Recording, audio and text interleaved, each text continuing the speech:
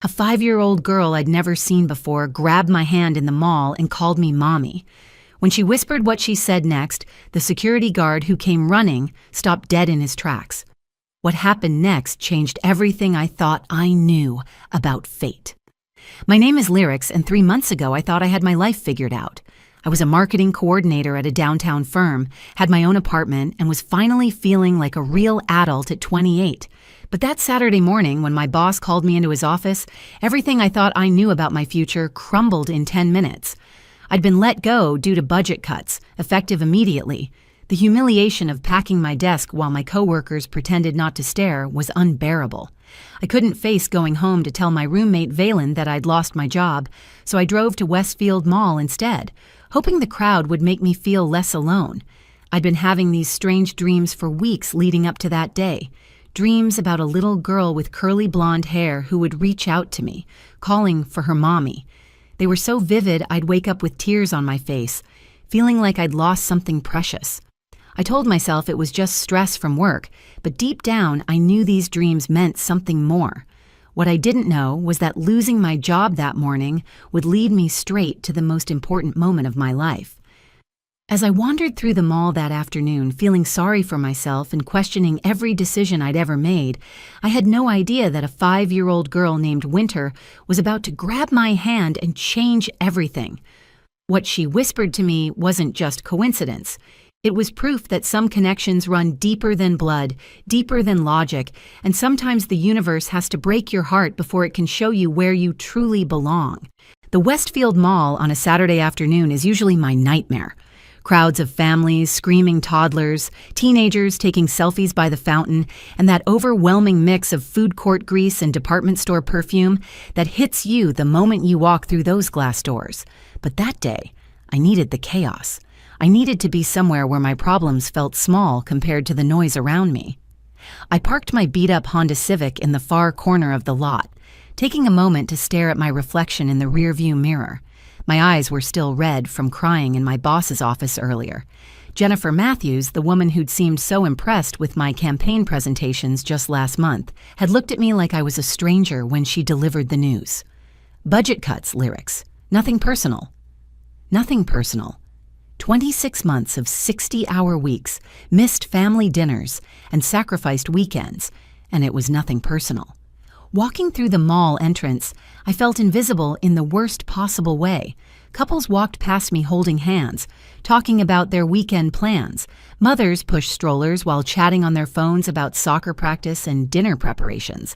Everyone seemed to belong somewhere, to someone. I'd always prided myself on being independent, on not needing anyone else to define my worth. But standing there watching families move past me like water around a stone, I felt completely untethered. The dreams had started about 6 weeks earlier, right around the time rumors of layoffs began circulating at work. At first, they were just flashes, a small hand reaching for mine, a voice calling "Mommy" with such longing it made my chest ache. Then they became more detailed. I would see a little girl with the most beautiful curly blonde hair and bright blue eyes, standing in what looked like a playground or maybe a backyard. She would look directly at me and smile, but there was always sadness behind her eyes, like she was trying to tell me something important, but couldn't find the words.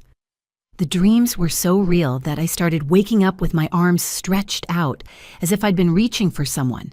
Valen, my roommate, had started giving me concerned looks when she'd find me sitting at the kitchen table at 3 a.m. staring at nothing. "Maybe you should talk to someone," she'd suggested gently. "The stress at work is really getting to you." But I couldn't explain that these weren't stress dreams. They felt like memories of something that hadn't happened yet, if that made any sense at all. Walking past the Disney store, I watched a father lift his daughter onto his shoulders so she could see the frozen display better. She squealed with delight, wrapping her tiny arms around his forehead. The sight should have made me smile, but instead it triggered that same aching sensation I felt in my dreams. I'd never particularly wanted children. My career had always come first, and at 28 I figured I had plenty of time to think about families later. But something about watching that father and daughter made me feel like I was missing a piece of myself I didn't even know existed. The food court was packed, every table occupied by groups of friends or families sharing meals and conversation. I bought a pretzel I didn't want from Auntie Anne's, more for something to do with my hands than because I was hungry. The salt was too sharp on my tongue, and I found myself thinking about my adoptive parents, Richard and Helen, who'd raised me with more love than any child could ask for. They'd always been open about my adoption, never made it seem like a secret or something to be ashamed of. But they'd never had information about my biological family, and I'd never felt the need to search, until recently. Sitting on a bench near the center fountain, I watched the coins glinting at the bottom and wondered how many wishes had been made there. How many people had tossed in their spare change hoping for love, for luck, for second chances? The noise around me started to fade into background hum as I found myself thinking about those dreams again. The little girl's face was so clear in my memory now, clearer than the faces of people I saw every day at work. Her eyes held a kind of ancient sadness that seemed impossible for someone so young. I pulled out my phone to check the time. 2:30. I'd been wandering around for almost an hour, and I still couldn't bring myself to go home and face the reality of unemployment. That's when I decided to walk toward the children's play area near Macy's. I told myself I was just people watching, but deep down I think I was looking for something. Or maybe something was looking for me.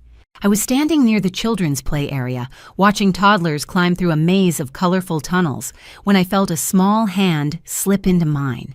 The touch was so gentle, so natural, that for a split second I thought maybe a child had just gotten confused in the crowd. But when I looked down, my heart stopped completely. The little girl from my dreams was standing right there, her tiny fingers wrapped around mine with surprising strength. She had the same curly blonde hair that caught the mall's fluorescent lights like spun gold, the same impossibly blue eyes that had been haunting my sleep for weeks. But seeing her in person, in broad daylight, surrounded by the mundane chaos of weekend shoppers, felt like stepping into an alternate reality. "Mommy," she said, and her voice was exactly as I remembered it from my dreams, soft and sweet with just a hint of relief. "I knew I'd find you." My mouth went dry. This couldn't be happening. Children didn't just materialize from dreams into shopping malls. I knelt down to her level, my knees hitting the cold tile floor as I tried to process what was happening. Up close, she was even more beautiful than in my dreams, but there was something else too.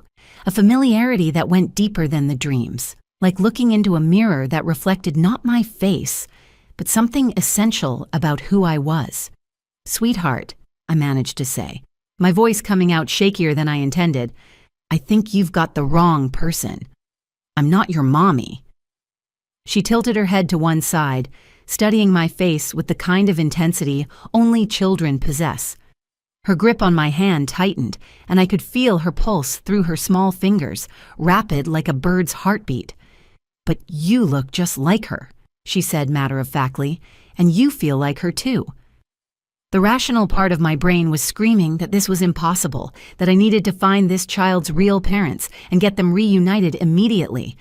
But there was another part of me, a part I'd never acknowledged before, that felt complete for the first time in my life. Holding this little girl's hand felt like coming home to a place I'd never been. "What's your name, sweetheart?" I asked, trying to keep my voice calm and reassuring.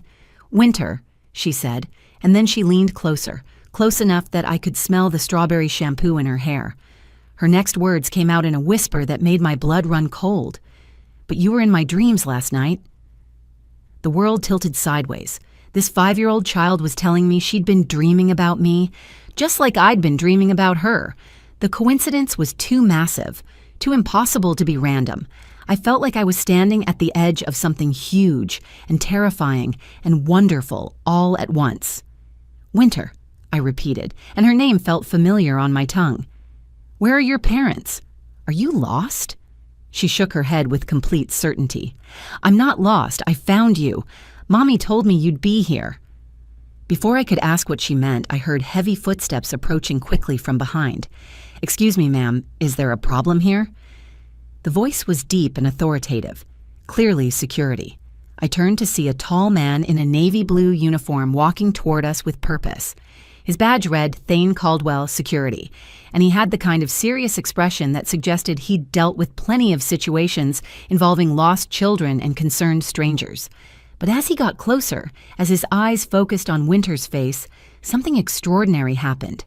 He stopped walking, not slowed down, not paused, but stopped dead in his tracks like he'd hit an invisible wall. The color drained from his face so quickly I thought he might faint right there on the mall floor. "That's impossible," he whispered, and I could hear the shock in his voice. His eyes darted between Winter and me, and his hand went to his radio like he was going to call for backup, but then he just let it drop to his side. "Do you know her?" I asked, still holding Winter's hand as she pressed closer to my side. Thane's mouth opened and closed like he was trying to speak but couldn't find the words. Finally, he managed to say, "Winter, what are you doing here?" "How did you get here?" The way he said her name, with such familiarity and such fear, told me everything I needed to know. This wasn't a case of mistaken identity or a lost child wandering the mall. This was something else entirely, something that had shaken a seasoned security guard to his core. Winter looked up at him with those impossibly blue eyes and said, "I told you, Uncle Thane. I found my other mommy." Uncle Thane. The pieces were starting to come together, but the picture they were forming was more impossible than anything I could have imagined. Thane's legs seemed to give out slightly, and he grabbed onto a nearby bench for support. His radio crackled with some routine security chatter, but he ignored it completely. His eyes fixed on Winter like she was a ghost he couldn't quite believe was real. "Uncle Thane, this is my other mommy," Winter said with the kind of matter-of-fact confidence only children possess. "The one from my dreams. I told you she was real." The word uncle hit me like a physical blow. This security guard wasn't just some stranger who happened to know Winter. He was family. And from the way he was staring at both of us, like we were pieces of a puzzle he couldn't figure out how to put together, there was clearly much more to this story. "Winter," Thane said, his voice barely above a whisper, "you're supposed to be with Grandma Naya. How did you get here? She's going to be worried sick." "I told Grandma I needed to use the bathroom at Target," Winter said, swinging our joined hands like this was the most normal conversation in the world. But then I saw her walking by the window, and I knew I had to find her before she left again. She'd seen me through the Target window, which meant she'd recognized me, had somehow known I was the person from her dreams just by catching a glimpse of me walking through the mall. The impossibility of it all was making my head spin, but Winter's small hand in mine kept me grounded in the moment. Thane pulled out his phone with shaking fingers and hit a contact labeled Naya Emergency. The phone barely rang once before a frantic woman's voice came through so loudly I could hear it from where I stood. "Thane, thank God. I can't find Winter anywhere. She said she was going to the bathroom and then she just vanished. I've been searching Target for 20 minutes and security is helping, but nobody has seen her and I don't know what to do." "Naya, listen to me," Thane said, his voice steadier now but still strained. "I have Winter. She's safe. She's here at the mall with me." "Oh, thank God," came the relieved response. "How did she get to you? Where exactly are you?"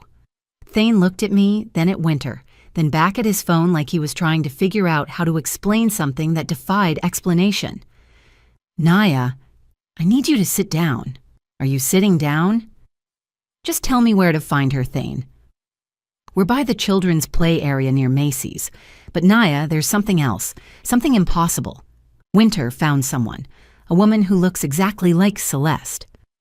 The silence on the other end of the phone stretched so long I thought the call had dropped. When Naya finally spoke, her voice was different, smaller somehow.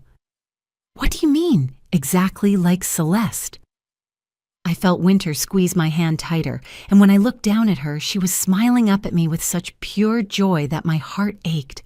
Whatever was happening here, whatever impossible circumstances had brought us together, this little girl was happy. For the first time since Thane had appeared, she looked genuinely, completely happy. "I mean identical," Thane said, his eyes never leaving my face. "If I didn't know better, I'd think Celeste was standing right here in front of me." Celeste. The name hit me like recognition without understanding, like hearing a song you know you've heard before but can't remember where. Winter's mother, I realized. The woman she'd been calling Mommy in her dreams, the one who had somehow led her to me. "We'll be right there," Naya said, and I could hear her moving around, probably grabbing keys and a purse. "Don't let either of them leave. Do you understand me, Thane? Don't let them leave."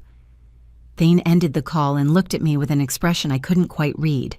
Fear, hope, disbelief, and something else. Something that looked almost like recognition. "I don't understand what's happening here," I said, my voice coming out stronger than I felt.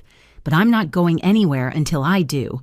This little girl has been in my dreams for weeks, and now she's here, and she knows things about me that she shouldn't know. I need answers." "You've been dreaming about Winter?" Thane asked, and I could see him making connections I couldn't yet follow. Every night for over a month. Dreams so real, I'd wake up crying.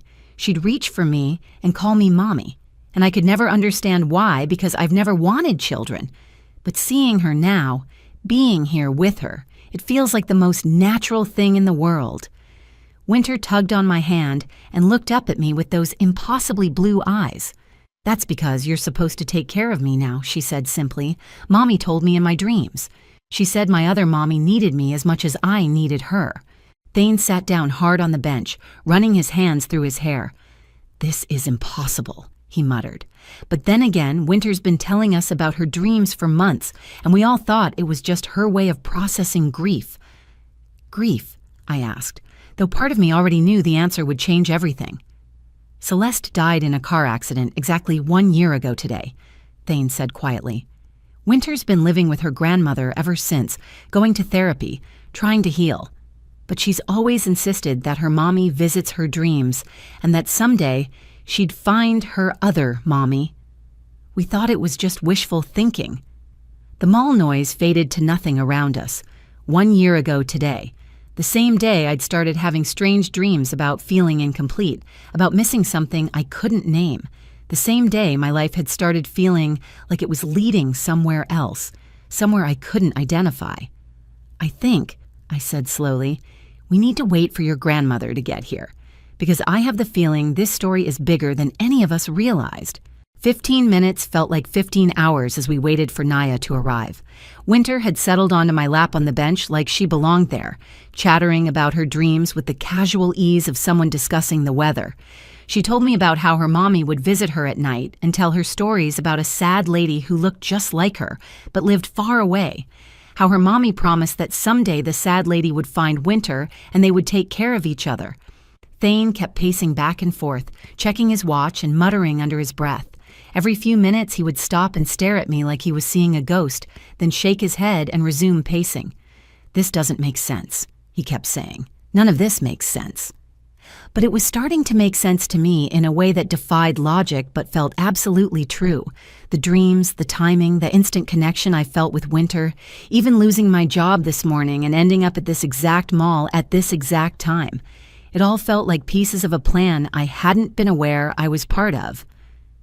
When Naya finally appeared, hurrying through the crowd with her silver hair flying behind her and her face flushed from running, I knew immediately that my life was about to change forever.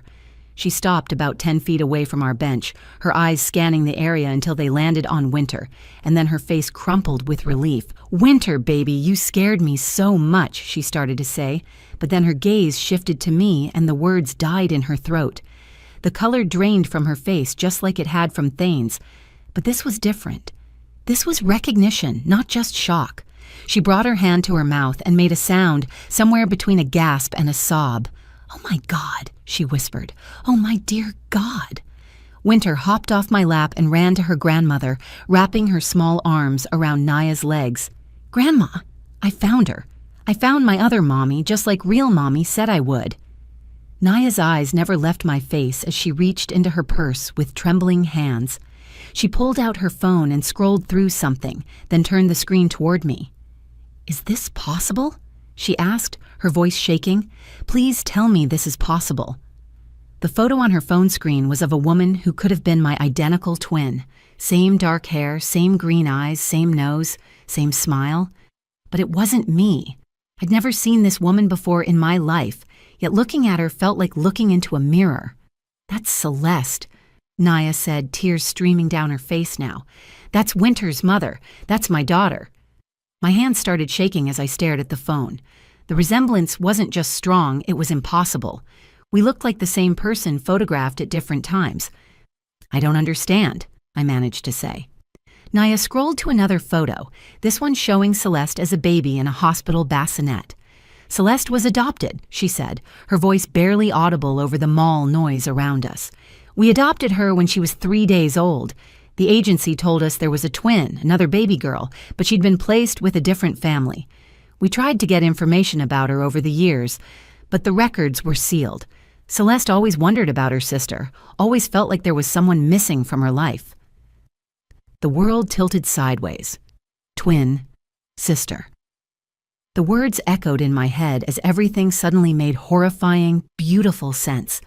The dreams, the connection, the feeling of incompleteness that had haunted me my entire life.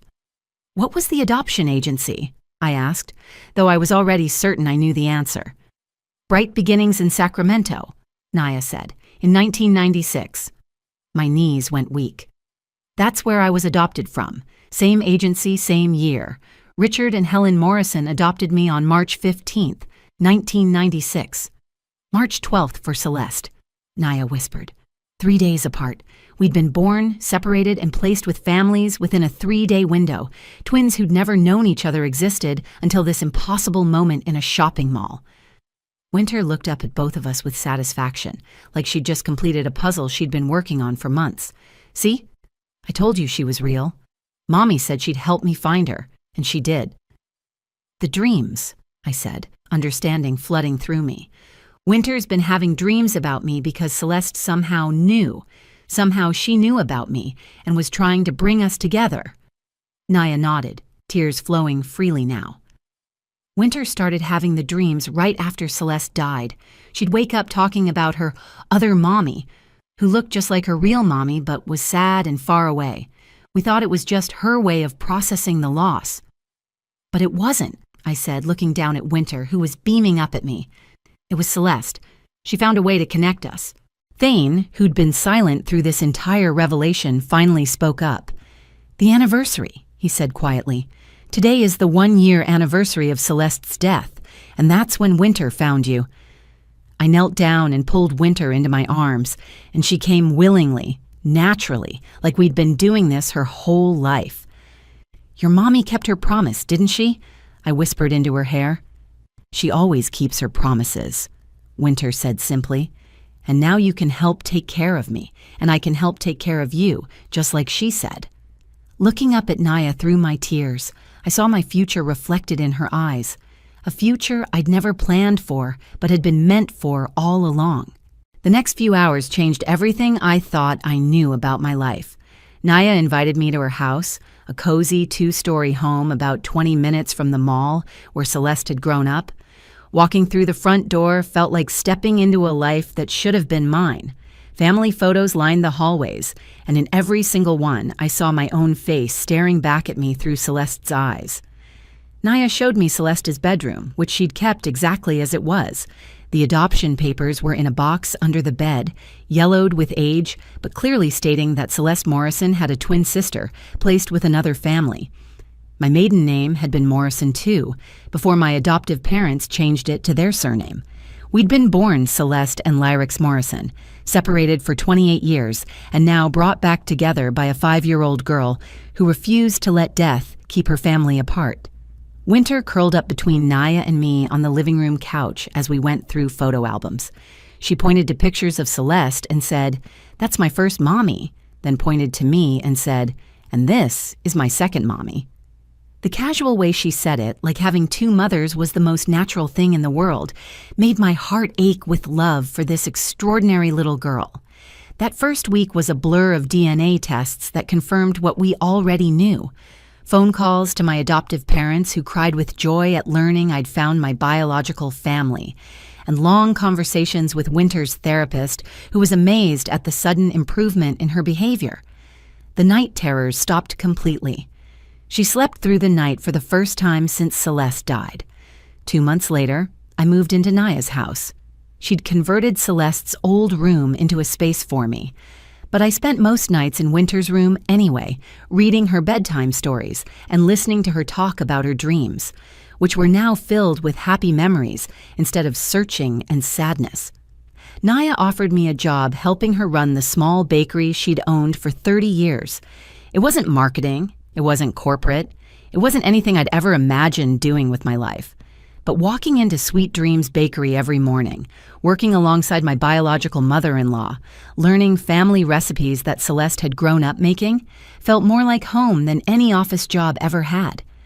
Winter started kindergarten that fall, and every morning she would hug both Naya and me goodbye, then whisper to the air, "Bye, first mommy.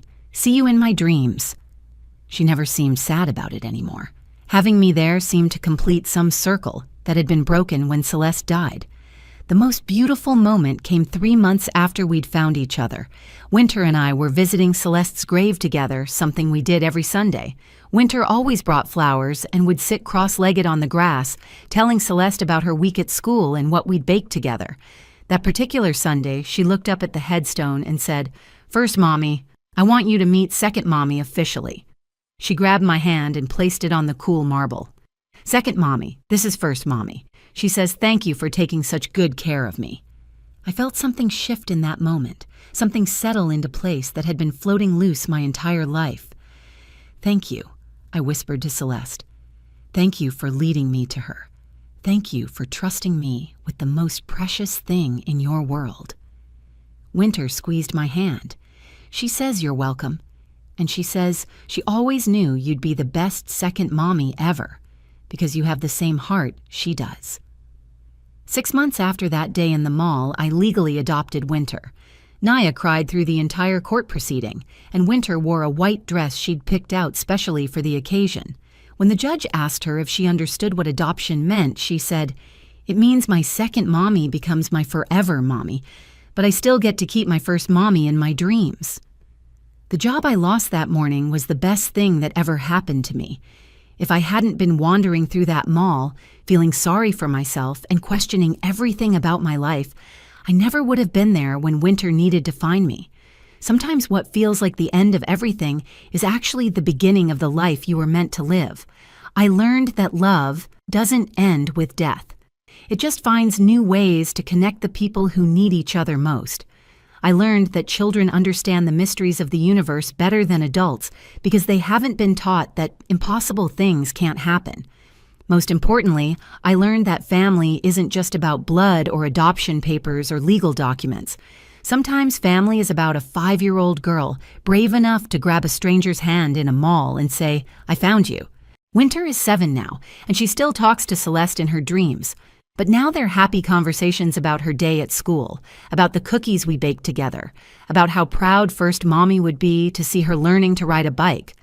The sadness is gone, replaced by the certainty that love continues even when people can't. If you believe in the power of connection, in dreams that bring families together, and in love that transcends everything we think we understand about life and death, please share this story. Leave a comment and tell me about the impossible connections in your own life. And if you want to hear more stories about the magic that happens when we pay attention to the signs the universe sends us, subscribe to this channel. Sometimes the most beautiful stories are the ones that seem too impossible to be true.